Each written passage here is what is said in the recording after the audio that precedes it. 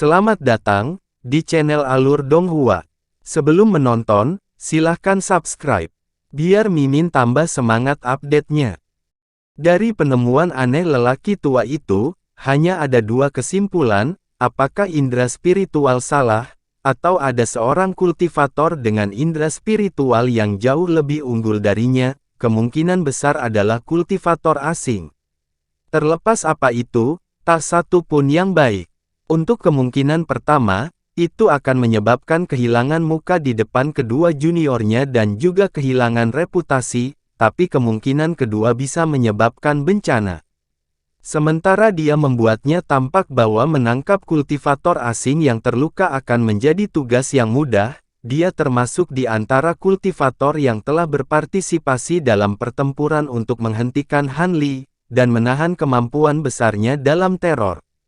Para pembudidaya Nas Chen Sol yang kalah dalam pertempuran melawan Han Li membuat tubuh mereka berubah menjadi es ungu, dan Nas Chen Sol mereka kemudian dibekukan, sebuah adegan yang tetap segar dalam pikiran lelaki tua itu. Bahkan jika pembudidaya asing itu terluka, dia menganggap bahwa pembudidaya asing itu dapat dengan mudah menjatuhkannya dalam kehancuran bersama. Karena tidak ada pembudidaya Nas Chen Sol lain di dekatnya dan ada kemungkinan kematian yang samar-samar, dia tidak perlu keberatan untuk memastikan apakah bahaya itu benar atau tidak. Bagaimanapun, Dewa Agung dan orang suci akan secara pribadi berurusan dengan orang ini setelah hari pelepasan roh. Dengan hati dipenuhi rasa takut, lelaki tua botak itu menghela nafas dan memutuskan untuk tidak mengejar karavan. Jika dia 200 tahun lebih muda, dia mungkin mengambil risiko. Tapi sekarang dia mendekati akhir hidupnya, dia menghargai waktu yang tersisa. Pria tua botak itu menatap karavan yang bergerak ke kejauhan saat dia berdiri diam di tempat. Adapun pasangan yang berdiri di belakangnya, mereka berdua saling memandang dengan ekspresi bingung, tapi tak satu pun dari mereka cukup berani untuk menanyakannya. Ketika karavan tiba 10 km jauhnya, Han Li merasa lega. Master indera spiritual yang telah mengamati di perkemahan tidak mengikuti mereka. Meskipun Han Li dengan cepat menanggapi pencarian indera spiritual, dia tidak terbiasa dengan penurunan kultivasinya dan menarik indera spiritualnya sedikit terlambat. Dia tidak yakin apakah dia benar-benar menyembunyikan dirinya. Dan mengingat betapa indera spiritualnya tidak dapat dibedakan, jelas bahwa pemiliknya mengembangkan teknik rahasia. Hatinya sedikit rileks untuk saat ini dan dia terus menyembunyikan auranya, tidak berani ceroboh. Setelah melakukan perjalanan selama lebih dari setengah hari, Han Li merasa lega, dan mulai perlahan-lahan melepaskan indera spiritual, yang meliputi jarak lebih dari 10 km. Merasakan bahwa tidak ada yang luar biasa, Han Li memanggil kantong penyimpanan pria tua berjubah ungu itu dengan membalikkan tangannya dan menuangkan isinya dalam kilatan cahaya putih. Han Li mengalihkan pandangannya melewati tumpukan barang dan mengambil botol kecil ke tangannya. Dia membukanya dan menghirup sebelum menggelengkan kepala. Kemudian dia mengambil botol lain dan melakukan hal yang sama seolah mencoba menemukan sesuatu. Han Li membuka tutup botol hijau. Bahkan sebelum dia mengenali apa itu, seutas kabut ungu melayang keluar. Ekspresi Han Li menjadi cemberut dan dia membuka mulutnya, memuntahkan bola cahaya biru. Benang Ki ungu melilitnya dan segera, cahaya biru menjadi gelap. Ekspresi Han Li berubah. Sebelum cahaya biru benar-benar rusak, Han Li dengan paksa meniup lampu dan mendorongnya ke dalam botol sebelum menyegelnya dengan cepat. Dia kemudian menghela nafas lega. Tindakannya tidak sia-sia. Dia telah memperoleh racun penderitaan yang tersisa, keuntungan yang cukup signifikan. 10 racun mutlak jarang ditemui. Klan Kong pasti merupakan kekuatan yang luar biasa untuk dapat memiliki sesuatu yang langka seperti ini. Dia dengan hati-hati memasukkan botol itu ke dalam kantong penyimpanan dan kemudian melepaskan seutas indera spiritual karena dorongan hati, mengintip ke salah satu gerbong suku serigala merah. Feng Yue saat ini memegang mutiara seukuran kepalan tangan dengan kedua tangannya dan bermeditasi dengan mata tertutup. Black Qi mengalir dari matanya ke mutiara di tangannya, menyebabkan mutiara bersinar dengan cahaya hitam. Ada setumpuk botol obat yang ditumpuk di depannya, tetapi sebagian besar dibuka dan bahkan ada beberapa pil lepas yang berserakan ke samping. Han Li menggelengkan kepalanya saat melihatnya dan menarik indera spiritual. Meskipun mutiara ini tampaknya merupakan semacam harta karun luar biasa yang mampu menyerap ki beracun, itu sudah mencapai batasnya. Ki beracun yang diserap akan segera digantikan oleh racun penderitaan jauh di dalam tubuhnya dan usahanya akan sia-sia. Itu hanyalah sebuah khayalan untuk percaya bahwa dia dapat menghilangkan racun itu sendiri hanya dalam 10 hari. Dengan pemikiran ini, Han Li menutup matanya dan tenggelam dalam meditasi. 8 hari kemudian, jalan damai terlepas dari dua binatang berkuku besi tingkat rendah. Mereka bertemu dengan karavan di saat kecerobohan, sangat menyenangkan para kultivator, tetapi Feng Yue, Han Li, dan satu pembudidaya lainnya tidak berpartisipasi dalam perburuan. Kultivator yang tidak mengambil tindakan menarik perhatian Han Li, dan ketika Han Li memeriksanya dengan indera spiritual, dia melihat bahwa pemuda itu hanyalah seorang kultivator pendirian yayasan yang rajin dalam kultivasi. Han Li dengan cepat kehilangan minat padanya setelah memeriksanya beberapa kali. Adapun Feng Yue, dia telah gagal dalam banyak usahanya untuk melepaskan diri dari racun dan menjadi panik, keputusasaan muncul di wajahnya. Rambut hitamnya berangsur-angsur memutih. Ini tidak mengherankan. Dia adalah satu-satunya keturunan klan Feng dan sama sekali tidak berdaya saat kematian garis keturunannya mendekat. Apa yang dia derita jauh melampaui apa yang bisa ditanggung oleh orang biasa. Sekarang, hanya ada 3 hari tersisa sebelum dia kehabisan waktu. Han Li telah selesai memahami mantra yang diberikan Monarch Soul Divergence 2 hari sebelumnya. Dia telah mendapatkan banyak ketenangan pikiran karena dia tidak lagi takut dikelilingi oleh para pembudidaya Naschen Soul. Suatu hari menjelang malam, kafilah yang terdiri dari beberapa ratus orang berhenti di tepi sungai yang lebarnya sekitar 1 kilometer, dan berlindung untuk bermalam. Berbagai suku telah menyalakan api unggun di sekitar mereka dan sedang memanggang ternak. Ketika Han Li mendengar suara air yang mengalir, hatinya tergerak dan dia pergi dari kereta. Wanita muda bernama Ying San sedang makan sepotong daging kering saat Han Li muncul. Dengan wajah memerah karena malu, dia melemparkan daging ke samping dan memberi hormat kepada Han Li, berkata, "Tuan Immortal, apakah Anda punya perintah?" Karena ini adalah pertama kalinya Han Li muncul dari kereta selama perjalanan panjang, dia menjadi lengah dan agak bingung. "Immortal Han, bagaimana kalau aku mengambilkanmu air segar?" Han Li melirik ke sungai dan mengangguk. "Itu bagus. Meskipun saya tidak lagi merasa perlu makan, minum air putih sudah cukup." Ketika wanita muda itu mendengar ini, dia mengangguk, meskipun ada gejolak yang dia rasakan di dalam hatinya dan berlari ke sungai dengan membawa karung air. Ketika Han Li meliriknya dari belakang, hatinya tergerak dan dia tanpa sadar tersenyum. Sesaat kemudian, wanita muda itu membawa kembali karung air dan memegang sepotong daging panggang di tangannya. Dia terengah-engah dan menawarkan kedua barang itu kepada Han Li dengan ekspresi malu. Wanita muda itu berkata, "Tuan Immortal, daging panggangnya cukup enak. Maukah Anda mencoba beberapa?" Han Li terkekeh dan berkata, "Tentu. Sudah bertahun-tahun tidak makan sesuatu. Sedikit makanan pasti menarik." Dia kemudian menerima daging itu dan menggigitnya, merasa rasanya cukup enak.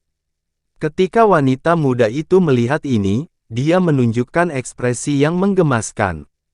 Ketika Han Li selesai makan, dia menyisihkannya dan berkata, "Pasti sulit menunggu di sisi gerbongku.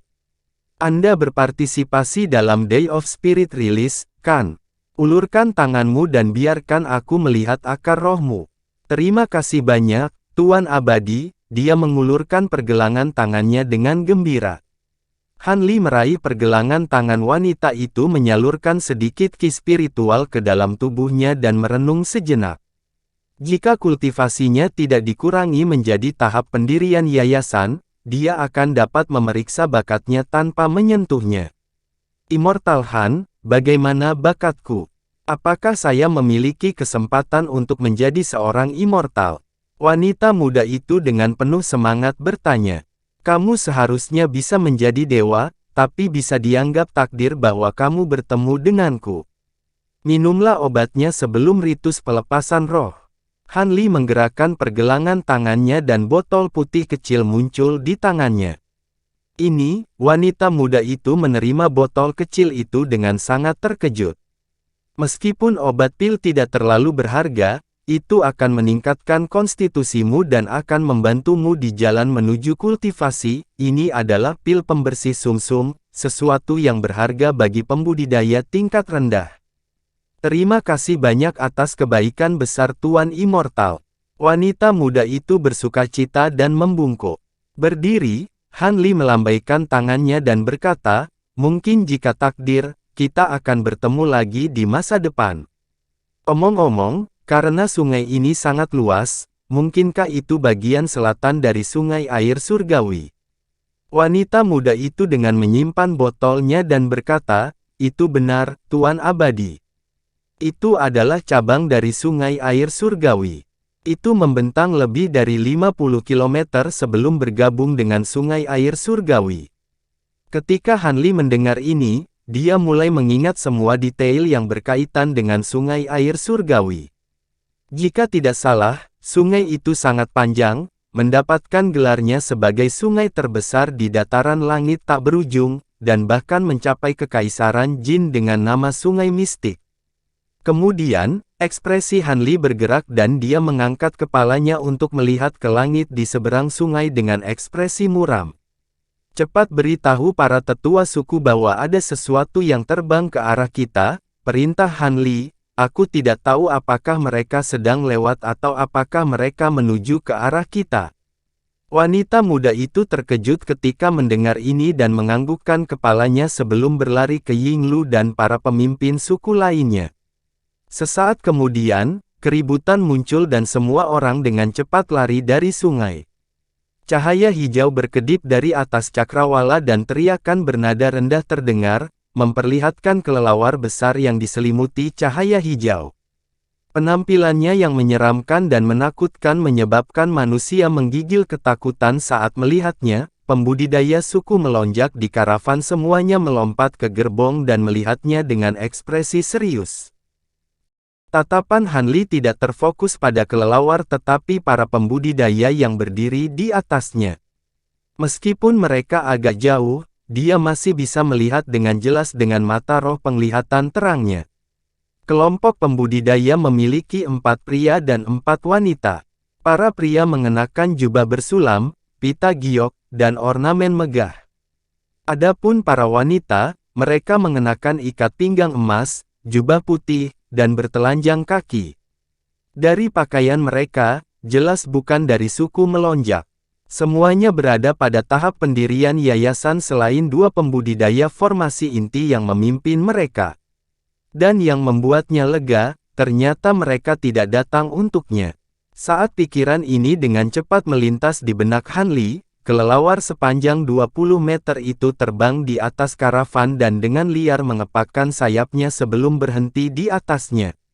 Badai angin tiba-tiba menyerang mereka, menerbangkan beberapa gerbong dan menyebarkan isinya ke tanah. Banyak manusia jatuh ke tanah. Pada saat itu, para pembudidaya suku melonjak sangat terkejut dengan tampilan ini dan saling memandang dengan cemas. Siapa pemimpinmu? Keluar dan bicaralah. Seorang lelaki berusia 40 tahun yang berdiri di atas kelelawar menyapu matanya ke seberang karavan, dan berbicara dengan dingin dalam bahasa suku melonjak. Orang ini adalah salah satu dari 2 kultivator tahap formasi inti. Tahap formasi inti lainnya adalah seorang wanita berpakaian putih yang memiliki penampilan sedingin es. Ketika Yinglu mendengar ini, dia merasakan jantungnya berdegup kencang dan segera berjalan ke depan. Tetapi ketika dia membungkuk dan mencoba untuk berbicara, dia diinterupsi oleh kultivator formasi inti paruh baya dengan ekspresi kesal, "Saya tidak berbicara tentang manusia, tetapi para kultivator." Kelelawar besar itu kemudian melambaikan salah satu sayapnya dan menembakkan embusan angin lagi, menghempaskan Yinglu beberapa langkah ke belakang dan hampir membuatnya jatuh ke tanah. Ketika para kultivator suku melonjak melihat ini, mereka dipenuhi teror. Tampaknya mereka datang tidak dengan niat baik. Sesaat kemudian, mereka semua melihat ke arah Han Li. Lagi pula, di dunia kultivasi, kepemimpinan jatuh pada orang dengan kultivasi tertinggi. Ketika Han Li melihat ini, dia merasa suram. Namun, dia kemudian menemukan bahwa Feng Yue dan satu kultivator suku melonjak lainnya belum muncul dari gerbong mereka. Dapat dimengerti mengapa Feng Yue tidak muncul. Lagi pula, kematiannya semakin dekat telah membuatnya berada di ambang putus asa. Dia tidak perlu takut menyinggung seorang kultivator bermutu tinggi. Sedangkan untuk kultivator lainnya, dia adalah kultivator suku melonjak hanya memiliki kultivasi pendirian yayasan. Cukup dipertanyakan mengapa dia tidak muncul. Mungkinkah mereka datang untuknya? Han Li merenung. Han Li hanya bisa melangkah maju dan bertanya, "Bolehkah saya bertanya apa yang membawa kalian berdua ke sini? Jika Anda ingin menemukan seseorang, sesuatu, atau meminta kami melakukan tugas lain, kami bersedia melakukan yang terbaik untuk mematuhinya." Kilatan dingin muncul di mata pria parubaya itu ketika dia mendengar Han Li berbicara dengan nada yang tidak merendahkan atau sombong. Dia melirik jubahnya dan berkata, "Jika kamu ingin berbicara denganku, lepaskan jubahmu. Aku ingin melihat wajahmu." Ketika Han Li mendengar ini, hatinya menjadi cemberut, tetapi karena dia tidak pernah mengungkapkan penampilan aslinya dalam pertempuran melawan kultivator suku melonjak, permintaan itu tidak perlu dikhawatirkan. Han Li melepas jubahnya untuk memperlihatkan wajahnya. Para kultivator yang berdiri di atas kelelawar semua menatap Han Li, dan dia bahkan merasakan teknik rahasia yang digunakan melalui mata pria itu untuk mengamatinya. Sesaat kemudian, pria itu mengalihkan pandangannya dan menoleh ke wanita di sampingnya, berkata, "Itulah wajah aslinya. Dia bukan pengkhianat." Wanita itu mengangguk dan kemudian dia mengalihkan pandangannya melewati para pembudidaya lain di karavan dan menggelengkan kepalanya. Pada saat itu, pria parubaya itu menoleh ke Han Li dan berkata, "Katakan pada temanmu untuk keluar. Kami sedang mencari seseorang dan menduga mereka mungkin bersembunyi di antara Anda. Setelah kami menemukannya, kami akan meninggalkan kalian." Kemudian, bibir pria parubaya itu bergerak, mengirimkan serangkaian transmisi suara, dan dia melambaikan tangannya. 6 kultivator pendirian yayasan terbang dari kelelawar, dan mereka mengepung gerbong yang berisi Feng Yue dan kultivator pendirian yayasan lainnya. Kedua gerbong itu benar-benar sunyi. Ketika yang lain melihat ini, udara menjadi sangat berat, mereka hampir tidak bisa bernapas. Para pemimpin suku yang mempekerjakan dua pembudidaya ini menjadi pucat pasi. Han Li mengerutkan kening. Ketika pria itu melihat gerbong-gerbong itu diam, dia tidak bisa menahan tawa dingin. Dengan lambaian tangannya, beberapa bola api seukuran kepalan tangan muncul di udara dan ditembakkan ke arah salah satu gerbong. Pada saat itu, tawa pahit terdengar dari salah satu gerbong. "Komandan Gu, saya sudah melarikan diri ke Soaring Sky Plains dan menempuh jarak yang begitu jauh. Tidak perlu mengeksekusi saya di sini, kecuali Anda benar-benar bersikeras menjadikan ini sebagai tempat kematian saya." Sebelum dia selesai berbicara, kereta meletus dan selimut ki glasial putih menyebar, memadamkan bola api saat bersentuhan. Seorang pemuda kekar berusia akhir 20-an muncul memegang bola kristal seputih salju di tangannya, ekspresinya terus berubah.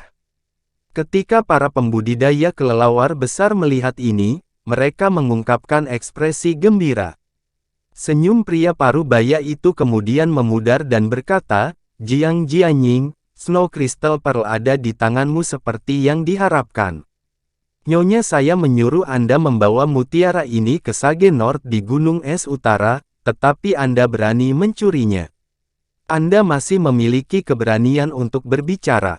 Jika Anda dengan patuh kembali bersama kami akan menyelamatkan jiwa Anda. Pada saat yang sama, 6 kultivator pendirian yayasan mengepung pemuda itu. Ketika pemuda itu mendengar ini, dia tersenyum marah. Memintaku pergi ke Sage North sama dengan membuatku menjadi korban. Bukankah saya diberi tugas itu karena saya memiliki akar roh yang dikaitkan dengan es? Saya akan menjadi bahan pengorbanan yang ideal untuk disempurnakan demi mutiara ini. Jika saya tidak lari, saya akan mati. Berdiri di atas kelelawar di sebelah pria parubaya, wanita sedingin es itu mendengus dan berkata, jadi bagaimana jika memang begitu? Jangan lupa kultivasi Anda saat ini semua karena pil obat yang diberikan istana kami kepada Anda. Kalau tidak, Anda akan mati 100 tahun yang lalu sebagai pengemis, apalagi menjadi seorang kultivator. Belum lagi istana bahkan mengizinkan Anda untuk menikah dan memiliki keturunan. Tidak ada masalah di istana meminta tubuhmu sebagai balasannya. Omong kosong. Pemuda itu mencemooh, bahkan jika istana tidak menerima saya, sekte besar lainnya akan melakukannya, mengingat akar roh saya yang bermutasi. Adapun istri dan anak-anak saya, mereka hanyalah tindakan kebaikan kecil sebagai ganti nyawa saya. Istana benar-benar tidak percaya bahwa itu adil. Dia kemudian mengangkat mutiara seputih salju dan kabut putih murni menyembur keluar darinya, mengelilinginya dalam kabut es yang membentang lebih dari 60 meter. Kamu memiliki pikiran seperti itu. Wanita itu tanpa emosi berkata, tidak heran kamu tidak peduli dengan keluargamu. Kami harus membawa Anda kembali ke istana untuk menangani pengkhianatan Anda. Apakah Anda yakin Snow Crystal Pearl akan cukup untuk berurusan dengan kami? Dia melambaikan tangannya dan 6 kultivator pendirian yayasan mengangkat bendera mantra merah di tangan. Bendera kemudian ditembakkan dari tangan, dan berubah menjadi bola api merah. Ketika pemuda itu menunjukkan dirinya, pihak-pihak yang terlibat mulai berbicara dalam bahasa Jin Agung. Anggota suku melonjak lainnya benar-benar bingung. Adapun Hanli yang sudah mempelajari bahasa mereka sebelumnya, dia sangat tercengang ketika mendengar percakapan mereka. Istana apa yang mereka bicarakan? Dan seorang komandan. Kata-kata mereka sangat berbeda dari sekte kultivasi, itu mengingatkan pada berbagai kekuatan yang ada di Laut Bintang tersebar. Mungkinkah dunia kultivasi Jin Agung serumit yang ada di selatan surgawi? Sementara anggota suku melonjak, mereka tahu bahwa keadaan telah berubah menjadi lebih buruk.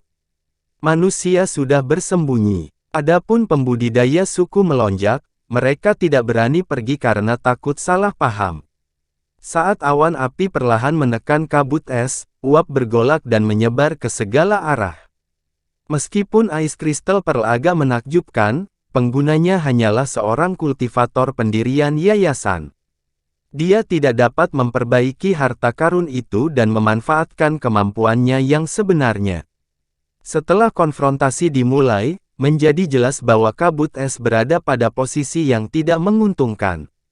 Pemuda kekar tahu hal-hal yang jauh dari baik dan mengumpulkan kabut es dengan sekuat tenaga, tapi dia terjebak oleh awan api.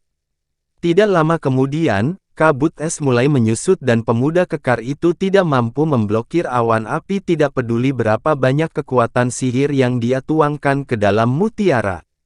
Setelah beberapa menit, kabut menyusut hingga ukuran 10 meter. Ketika wanita formasi inti melihat ini, dia menoleh ke pria di sisinya dan berkata, Komandan Gu, ambil tindakan. Karena dia masih berguna, tangkap dia hidup-hidup. Tenanglah, itu akan dilakukan. Pria itu mengangguk dan kemudian menembak ke arah kabut es dalam seberkas cahaya putih. Ketika 6 pembudidaya yayasan pendirian melihat ini, mereka semua membentuk mantra tangan dan melepaskan awan api. Kabut es bergolak dan sesaat kemudian, ledakan besar terdengar bersamaan dengan dengungan teredam sebelum kabut perlahan menghilang. Pria parubaya itu berdiri kokoh di tempatnya saat dia memegang pemuda tak sadarkan diri di satu tangan dan Snow Crystal Pearl di tangan lainnya.